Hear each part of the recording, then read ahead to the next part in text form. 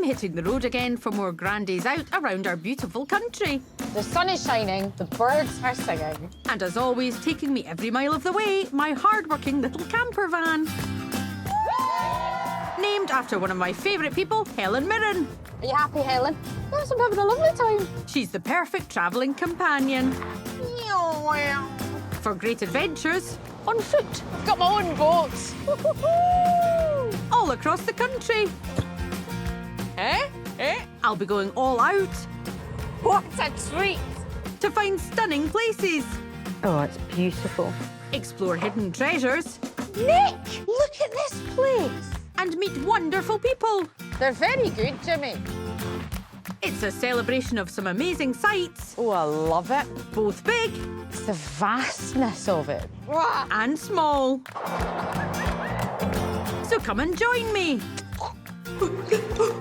on my grand days out.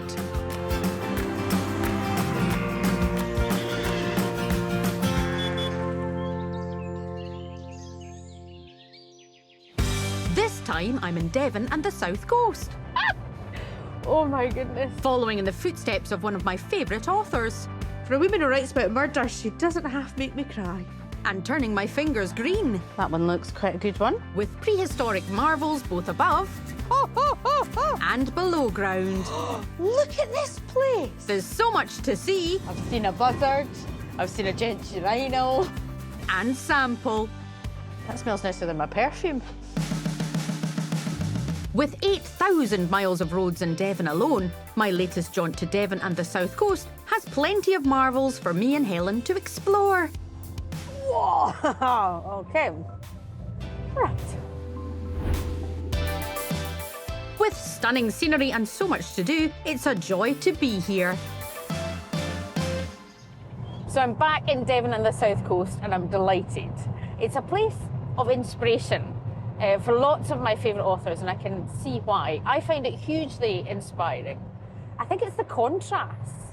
You know, there's lush countryside and rugged coast, there's blue skies, and then there's fog. And what better place to start than the Jurassic Coast? The UNESCO World Heritage Site runs for 95 miles through the counties of Devon and Dorset, Oh, yeah. attracting millions of visitors each year. As you can see, I'm in heaven in Devon, quite frankly. I've been here before, but never in the springtime.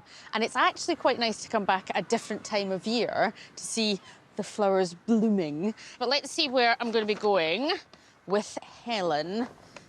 It's a large map. A large map for a woman with very short arms. My rather scenic route will take me along the coast of Dorset, then into Devon and across to its coast. Then I'll head inland before a thrilling finale on a special island. So, it's going to be quite the journey, especially on the little narrow Devon roads. Right, let's get going. Brace yourself, Helen. But thankfully, Lyme Regis, the Pearl of Dorset, is just down the road. Oh my goodness. Do you know what Helen is? She's a workout for the core. I don't need to do yoga. I don't need to go to the gym because I drive this van. But it'll be worth the effort, as Lyme Regis was once home to an unsung legend. This wonderful woman here is Mary Anning. According to Sir David Attenborough himself, the greatest fossilist who ever lived. High praise indeed. Mary Anning began hunting fossils as a child, selling them to help her family, and is rumoured to have inspired the rhyme, "She sells seashells on the seashore." Mary was the first to discover 2 different extinct marine reptiles, also helping influence the theory of evolution. Bridget is the director of the Lyme Regis Museum, where Mary's home once stood. Nice to meet you. I'm fascinated by Mary's story. She discovered some incredibly important things, didn't she? She found things that nobody else had found before, so she became respected for her knowledge, her understanding and realising that these creatures weren't alive at that time, but they had been alive in the past when the rocks were formed. It was really at the forefront of this new science.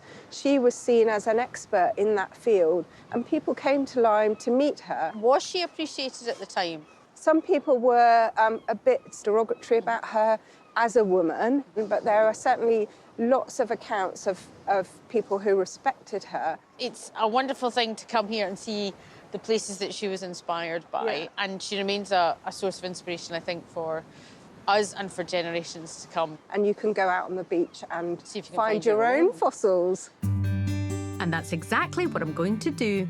Lucky for me, I've got a modern-day fossil hunter to help me follow in Mary Anning's footsteps. Hi, Lizzie. Hello. Lizzie's been finding artefacts on this very beach for almost 30 years. You discovered something pretty exciting. Tell me about that. Me and my friend Paul were walking along the beach one day and we came across a stone full of random bones. And it was only when I got it back to my workshop and started preparing it that we discovered that it was actually a crocodile. It's about 190 million years old. 190 million years old. And it's the oldest one ever found. The Turnersuchus hinglei was named using both Lizzie and her friend Paul's surnames in 2017. And there's always a chance that today we'll make the next big discovery, the Calmanosaur. What kind of things might we actually find as we're wandering around? If we're really lucky, we will get some of these pyrite ammonites. So that's an ammonite, which is the twirly-whirly. Yeah. I mean, I'm Good name, practically yeah. a scientist. It's the twirly-whirly, right? And what else? This is a coprolite, which is actually fossilised poo. It's very old. It's about 195 Lizzie, million years old. you've just put fossilised poo in my hand. Do you know, it's fossilised, but I'm still like, I don't... Very important for health and safety to say, only pick up fossilised poo, not just poo you find. Yeah. On that note, I think I'm ready. So where should we start then, Lizzie? Basically anywhere that the sea's been. I mean, when you look at this, it's all random because it's been scattered randomly. Yeah. You're looking for anything that makes a little bit more sense. In my life, I'm looking for that, Lizzie. Anything that makes a bit more sense. OK, you leave that. I'll be scanning as well. OK. The Jurassic Coast is one of the most impressive fossil collecting sites on Earth. Not that. But the strict fossil hunting code means you're only allowed to collect fossils that are loose and aren't attached to the land or cliffs. If you see here... Is that one? Is that? Unfortunately, it's not one, it's the imprint of one. So there was Do you once know one what, sat on Susan? it. Maybe keep a lid on it a little bit. Hey, spot the experienced fossil hunter, and the moment he goes, ah. But it's not long before we're in luck. What's that? So it's an ammonite preserved in beef rock. Got the name because it looks like steak. Beef rock? Yeah. So what you've got in there is you've got a flattened ammonite, which has been compressed over time, and then the beef rock has grown over it. And so how old would this be, approximately? Between 195 million years and 200 million years. That's extraordinary. Yeah. Because Mary Anning would do exactly what we were doing just now. Yeah, to sort of walk in the footsteps of great people who have made discoveries is fantastic. I find that quite a touching thing, actually. Yeah. Can I take this home with me? Yeah, yeah. Is that okay? Yeah. I'm going to put it on my shelf of special things. Thank you so much, Lizzie. It may not be a Calmanosaur, but I'm really chuffed by my new link to a time when dinosaurs ruled the earth. Do you know, it's incredible to think of those animals roaming around this part of the country all those millions of years ago. It's like that film, Jurassic Park. Oh, I loved that film.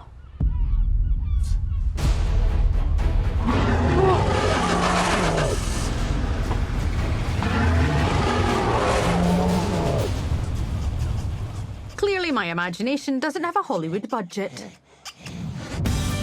Coming up, I play Who Blinks First with the locals. Pheasants, go! Yeah, we got loads of pheasants Get along off here. the track!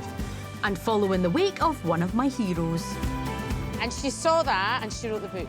And that, rah!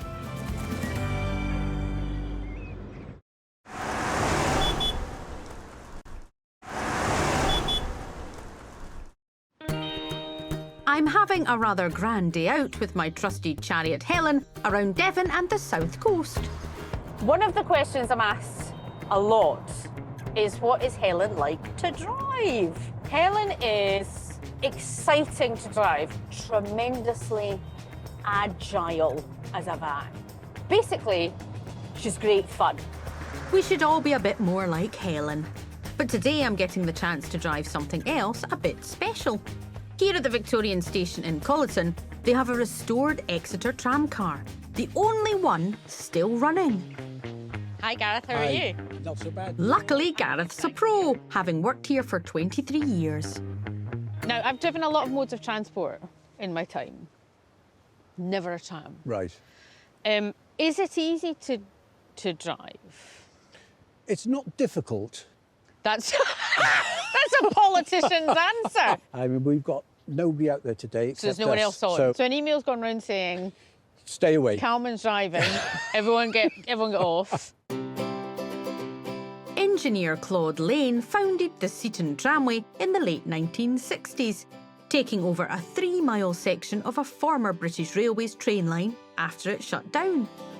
He moved his network of trams over from Eastbourne to create a fun visitor attraction, including this tram, which was built in 1906.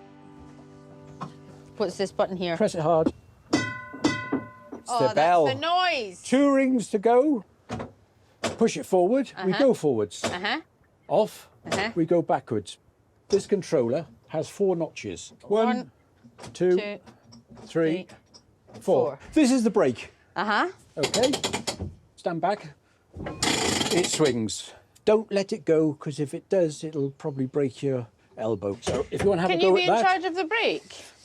I can do the brake for you if you want. Do you know, when someone says if you let go of it, it'll break your arm, I think you should do the brake. Right, well, we've sorted out. I make it go, he makes it stop. I mean, it's the perfect combination.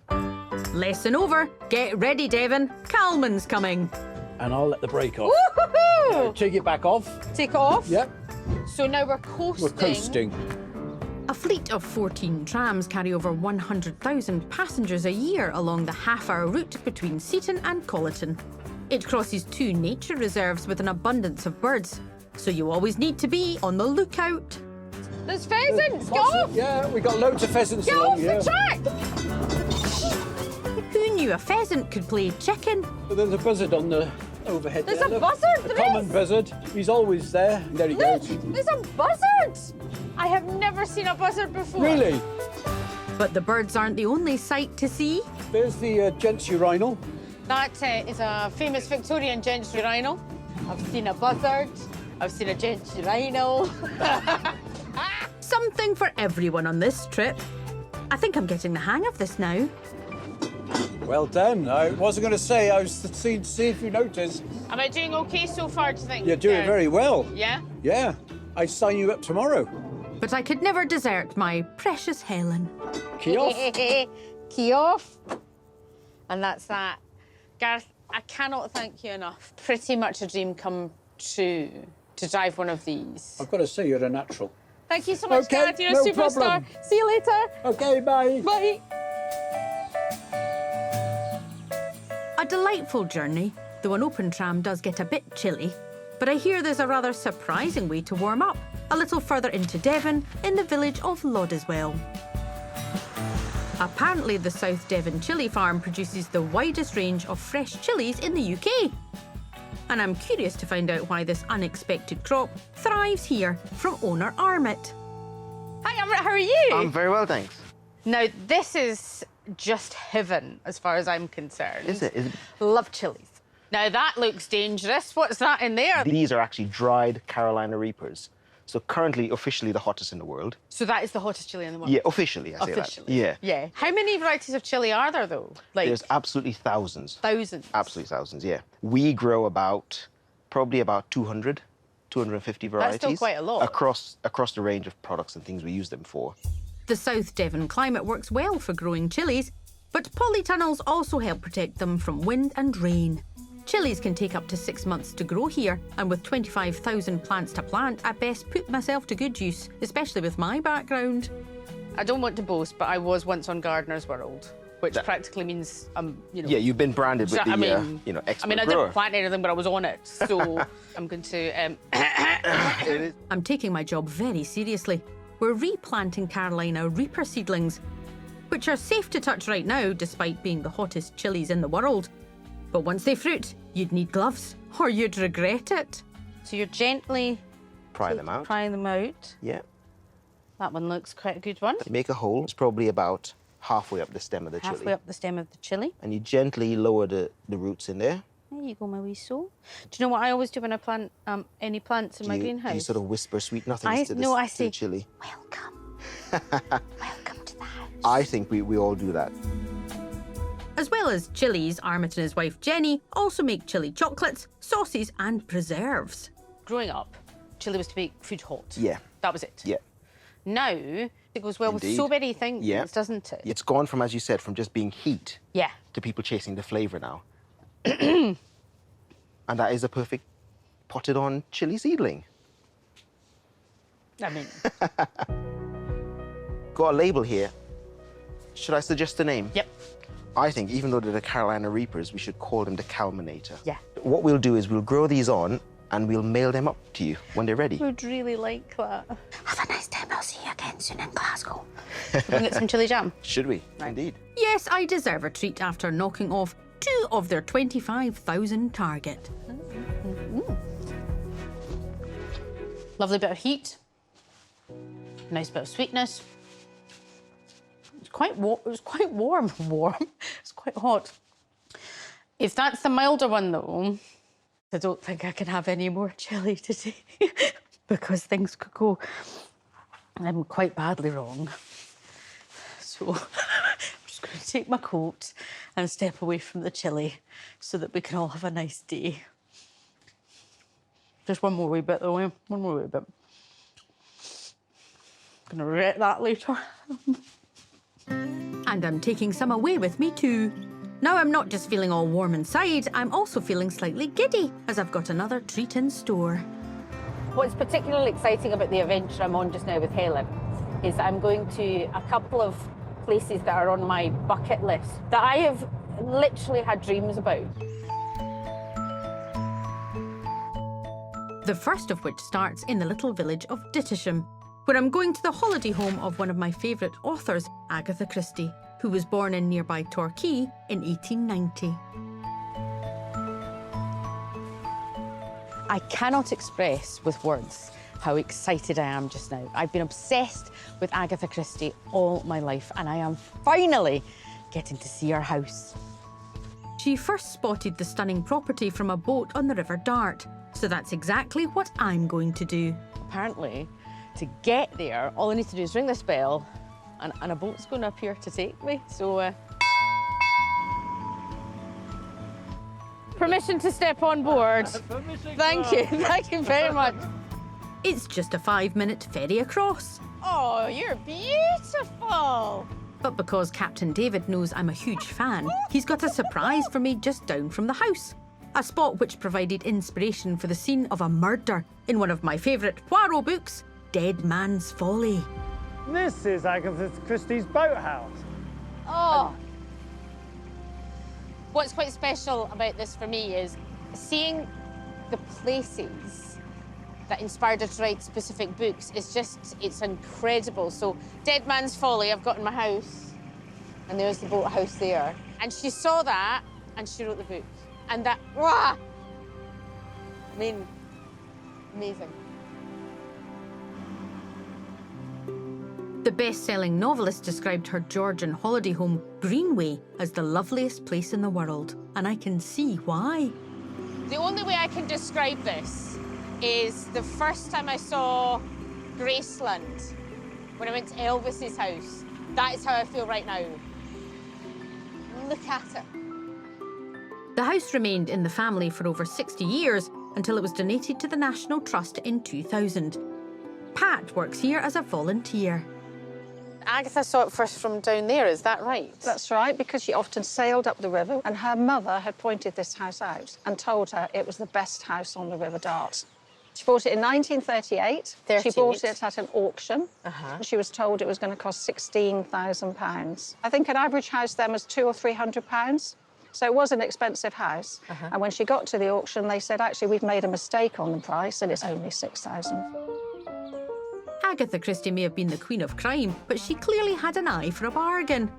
The family spent many holidays here, so the house contains lots of their prized possessions. This is a rather impressive-looking piano. Is this her piano? This is her piano. That's where she would sit here and play. She trained to be a concert pianist and she played one concert. However, she was terrified and she would never play in public again. So this was where she would play privately for her own enjoyment and the family's enjoyment.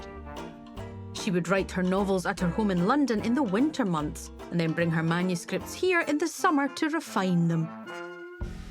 And after dinner, the family would sit in here. She would read the manuscript to them. Would she? Max, her husband, would fall asleep, invariably. If people guessed too quickly, she'd redraft it. So she was testing it out? She was using them to on test people, if yeah. they went, well, it was obviously that person. Yeah, that's right. She'd need to change it a little bit. What's even more exciting is Pat's given me permission to look around on my own. Oh, wow. So this was her bedroom. I can only imagine the thoughts that went on. So many ideas, so many stories. Oh, there's something so beautiful, I think, about seeing the kind of personal mementos from someone. And this has got her clothes brushes and her wardrobe. It just feels like a celebration of just one of the most remarkable creative minds. The house and its library contain over 5,000 books, including many first editions. For an extra special treat, Pat's organised for me to listen to Agatha. I think the real work is done in thinking out the development of your story and worrying about it until it comes right. That may take quite a while. Then when you've got all your materials together, as it were, all that remains is to try to find time to write the thing. Something special, isn't it? That's beautiful. I would like to spend about 6 days here. You must get people coming from all around the world. We do. We get people who like you, are totally overcome when they walk in because it's, you know, she's so special to them. It's quite difficult. It is quite difficult to not... Yeah, get emotional. I know, a lot of people do. What I love is you can just imagine her sitting in here of an evening with a roaring fire. Yeah. Just thinking of those incredible stories. And as I collect Agatha's books, I couldn't resist the chance to bring a special one with me. My dad gave me this, and it feels just such a special thing to be reading this in the library of someone who has really been such a huge part of my life, because Agatha Christie is Sunday nights on the sofa with my mum and dad. Oh, Agatha. For a woman who writes about murder, she doesn't half make me cry. So I'm going to sit here for a moment, glasses on, and read my book in Agatha's library.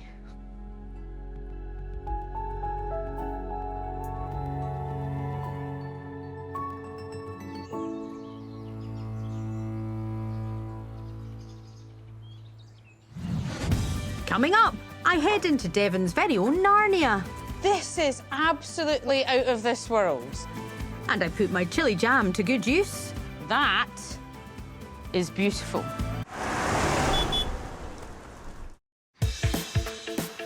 I'm back on the road again, exploring Devon and the south coast. Driving around gives me a lot of time to think, and I've had a life. You know, I started off as a lawyer, then I became a stand-up comedian, then I was a professional dancer. It says so on my CV. If I said to my mum, I'm changing my job again, she would just throw her hands in the air and go, can you not just do one thing? I think I would probably, not just because we're here, you know, with all of the prehistoric stuff, I would be an archaeologist. It's the first you're hearing of it, Mum, but I know you're watching and I'm very sorry. So, to indulge my inner excavator without upsetting my mum, Helen and I are heading to Torquay. This seaside town at the heart of the English Riviera is usually associated with sandy beaches, not necessarily one of the most significant Stone Age sites in Europe. But I'm confused because instead of the caves I'm expecting, this looks like a shop in someone's house. So I'm hoping Nick, director of Kent's Cavern, can help. Nick, this sounds really awful, like I've come to a party and gone, it's not quite what I was expecting. I thought there were some caves. Are there? Well, that door right behind you, Yes. it's a bit like Narnia. We're going to open the door and step into a completely different world. Okay. Here we go. Right.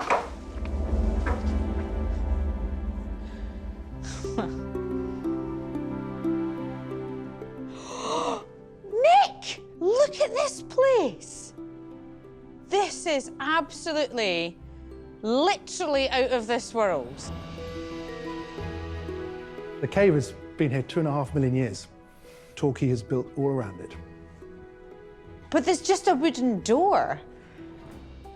This is unbelievable. It really is absolutely extraordinary.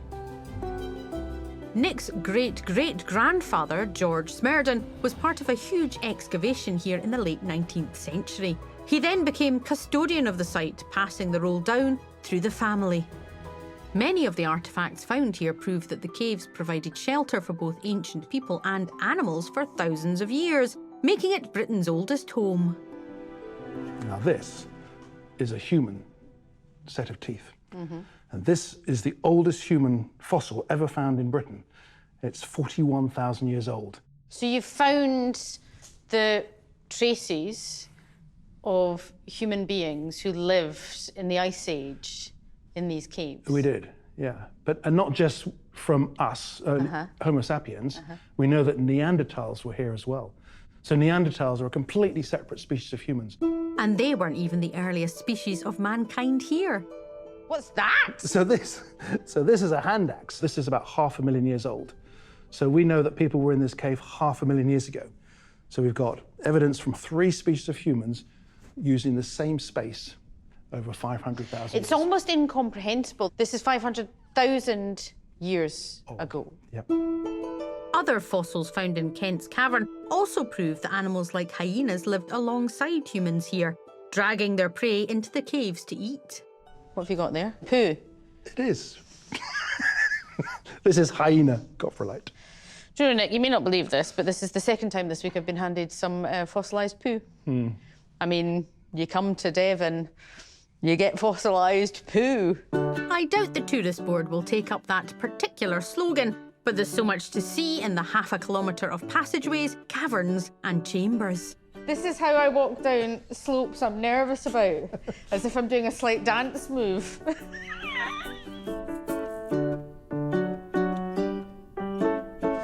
I'm finding it vaguely mind-blowing. It's not just the history of it, it just looks incredible. And Nick's got one more amazing artefact to show me that was found in the deepest part of the cave. So these are scallop shells. Yes. But they were, inside we found carbon, residue of carbon. So we know they were used as torches to light the cave. So they would have used moss and animal fat, tallow, to make for the fuel. So fire was always known about, but to actually create a way of keeping that light going and lighting the environment. Yeah. And not a stationary light, like a fire. They could have, if they'd wanted to, move that around from bit to bit, couldn't they? That's true. Yeah. That's true. Perhaps the first ever lanterns. Nick's been responsible for protecting the caves and their relics since his father passed down the position. I kind of didn't think I was going to take over the caves, but I did 23 years ago. My father died, and started this journey of discovery. What a remarkable place Kent's Cavern is. You are now part of the history of these caves. Yeah. Do you know why that's really beautiful? Is that this place has been about people. Yeah, it is unique, really. It's got that lovely social history. It's got this extraordinary connection to family and to people. So, yeah. And that's an incredible thing.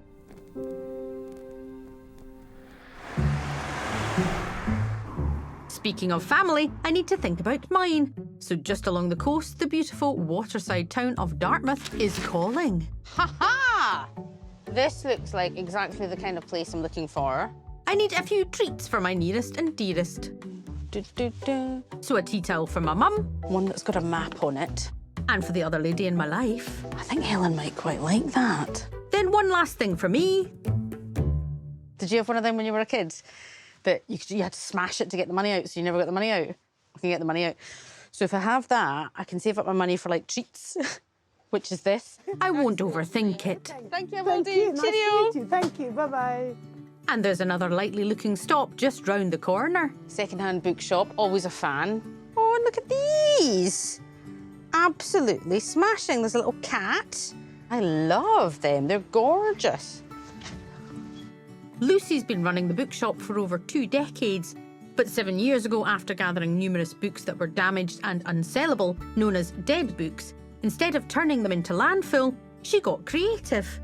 Now, what drew my eye are the incredible things that are in your window. Do you make them? I do, yes. Tell me how that started. One of the TAs from the primary schools came in and said, have you got any dead books? Because I want to make hedgehogs with them, with the kids. Mm-hmm. Yeah, I looked at her the same way. So she showed me what she was talking about, which was folding hedgehogs. And I thought, I could do that. Lucy now makes a fantastic range of objects from tired and unloved books. And apparently anyone can learn the technique to make a hedgehog. Fold the first page in half up to the spine. All right, then you just take the first corner and fold it down into itself. And then you do the same with the opposite corner. So you have like a trapezium. And then you just repeat, repeat, repeat until it goes pretty much all the way around. I stick my tongue out when I concentrate, I apologise. I think I'm getting to grips with this. It's turning things into something else. Yeah, you know, reduce, reuse, recycle. And when I get home, I know just how to use my new skills. I've got a Latin dictionary. That's heading towards the hedgehog, isn't it? I got in school. Oh, yeah. And do you know what? Mrs. Thompson would be delighted because I still remember the Latin she taught me, but then I'm using my Latin dictionary for something else and then I can proudly display it. Oh, Lucy, thank you so much. No, entirely my pleasure. It's been really delightful. Cheerio. Cheers, my love. Take Bye. care. Bye-bye. But before I leave the delights of Dartmouth, I'm going to enjoy the stunning surroundings and put my chili jam to use. I realise in Devon jam is usually associated with scones, but I've got a rather more exciting use for mine. A trifle. Oh, love it. A nice little layer of chili jam in the bottom. It's all about proportions. Now, normally, of course, I would make my own custard, my own crème anglaise. Don't have the time just now, so I bought a tin of custard, and it should, density-wise, gently sit on top. I mean, that is a work of absolute art. And then the pièce de résistance, you may call it squirty cream, I call it squishy cream. So, these are hundreds and thousands, or as I call them, hundreds and Susans. So, sprinkle over the top, and this could be the picture in a professional person's cookbook. But as they say, the proof is in the pudding. Right.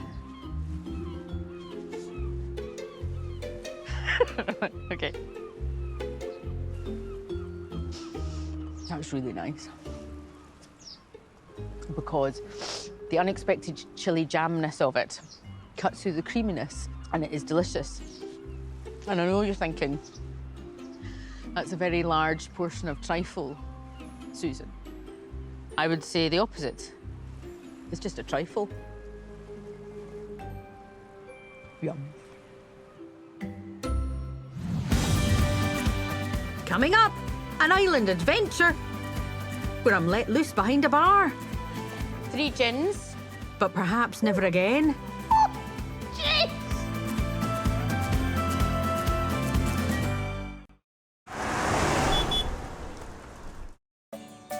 I'm nearing the end of my grand day out. Oh, my ears just popped coming down that hill.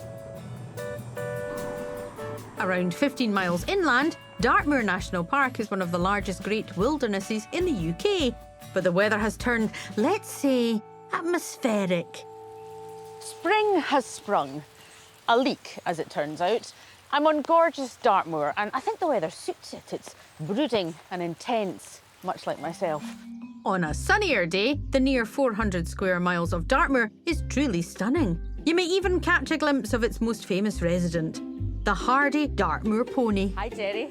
But it has its charms in any weather, and Jerry from the Dartmoor Pony Heritage Trust is helping me find my way to one of its finest tors. Now, tor means... A tor is a hill with a great big lump of granite on top. So, where's the tor? Just over there. I mean, I think the first thing is to find the tor, isn't it? Though Jerry seems in no doubt as to where it is. Yes, rightly, I'll tell you that. Goodness sakes, it's like following Usain Bolt round Dartmoor. You can actually see the tor now. I can see the tor. I can see. It is there, I wasn't lying. Appearing through the mist.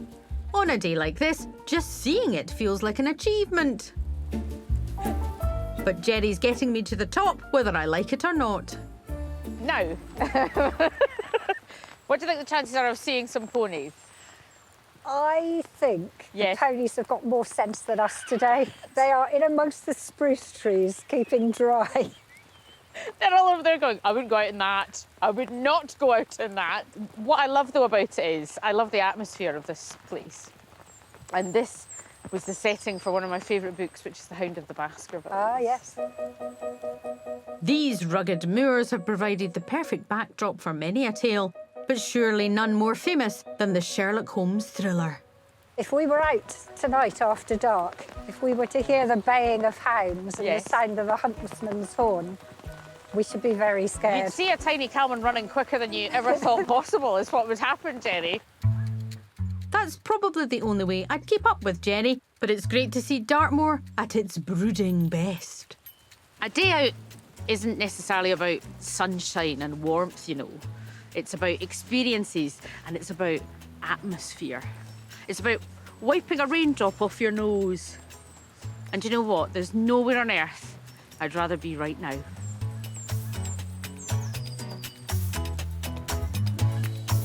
After that, I could do with a drink to warm my cockles, and I know just the place. My final rather fabulous destination lies just 15 miles away on the Devon coast. At just 26 acres, Burr Island is home to only a few buildings, but its iconic Art Deco landmark, the Burr Island Hotel, is the jewel in its crown. Now, this is a tidal beach we're on, so you can only get to it two ways. By sea tractor, or the way I am, because the tide is out, on foot. The island was once a hangout for the rich and famous, and I hope you don't mind, but I'm going to talk about Agatha Christie again. She was so inspired by the landscape here that two of her books feature tales of murder and deception on remote islands cut off from the world, just like this. In crime fiction, one of the most important things is putting people in a location that in itself causes jeopardy. And nothing can compare to an island with seas like this. I mean, it really is, it's the holy grail of a locked room mystery. The hotel is being restored to its 1930s glamour by owner Giles. I just hope I'm not too underdressed. So the first thing that really your eye's drawn to as soon as you come into this room is that incredible ceiling. Tell me about this. Well, it's the Peacock Dome. As you can see, the feathers of a peacock's tail, and it was put up first in 1929 when the hotel was built. And we had to have it refurbished for the first time in almost 100 years, 2,400 pieces of glass. The poor chap who did it hardly had any fingers by the end of the month when he'd refurbished it all. As soon as you walk into an Art Deco building, you know what period you're in. I love Art Deco architecture and period features. You're right, because you can confuse Edwardian and Victorian quite easily, or Regency and Georgian, but you can't confuse Art Deco. In the 1930s, the hotel attracted celebrities like Noel Coward and Edward, Prince of Wales. And it's rumoured that World War II brought other guests. In the war, Eisenhower and Churchill met here to discuss one of the landings. And Eisenhower and Churchill met here. yeah, I wasn't here myself, but yes. So they were here meeting, discussing, yes. And they were in the then turret. A week later, that turret got bombed by, obviously, a German aeroplane returning from bombing Plymouth. But if it had been a week earlier, then... But also it could have destroyed the whole hotel. Well, it did destroy the East Wing. Wow. So they rebuilt that East Wing, yeah. That's incredible. Yes. It's just full of history. And also it is stunning in every detail. And I was drawn to the bar. Cocktails, obviously, very important before dinner. Very important. 6:30. I'm here at 6. Maybe 4 o'clock. The hotel's signature cocktail was inspired by its prominence in Agatha Christie's books. Vlad knows how to make the classic martini, Christie style. Quite nervous. I tried to work in a bar when I was at university, but I was too short and I couldn't reach the optics, so they said I wasn't allowed to. What is in an Agatha Christie cocktail? So fill the glass first. The glass? Glass first. You want your glass as cold as possible. Perfect. OK. Take a little bit more ice and fill maybe sort of 1/4, not too much. Perfect. And is that OK? OK, maybe a little one. 3 more, 3 more. Perfect. Great. Very precise cocktail making. So precise, in fact, that Vlad has been treating the ice to some vermouth. Just coating the ice. Just coating the ice, so you don't want a huge amount, OK? Then chucking the rest away just to give it a little something extra before adding the gin. 3 measures. That's a lot of gin. 3 gins. 3 gins. And now, I know. That smells nicer than my perfume. After a good stir, it's ready to pour into the pre-chilled glass. But that's very professional. And finish it, I'll prepare it for you. Olives. Olive. Drop it in. Just like that. And now you've made your dry martini. Thank you so much. Do you mind if I just go and perhaps... I think I should sample it, probably. So can I think you should. Is that OK? Yes, please Thank do. you very much Enjoy. indeed, Vlad. I mean, I think I will. Thank you very much indeed. Well, it would be rude not to. What an incredible time I've had on my adventure in this glorious part of the country. But you know what? Helen's worked really hard. So I thought, being nice, because I'm a nice person, it's not about me, I'm going to give her a night off so she can have a rest. And, well, that means I may as well enjoy this beautiful martini I made for myself. I mean, I'm thinking of Helen, of course, all the way. It's been a wonderful journey, and this feels like just the relaxing end I need. Jeez! That's the strongest drink I've ever tasted in my life! Woo! When does the dancing start?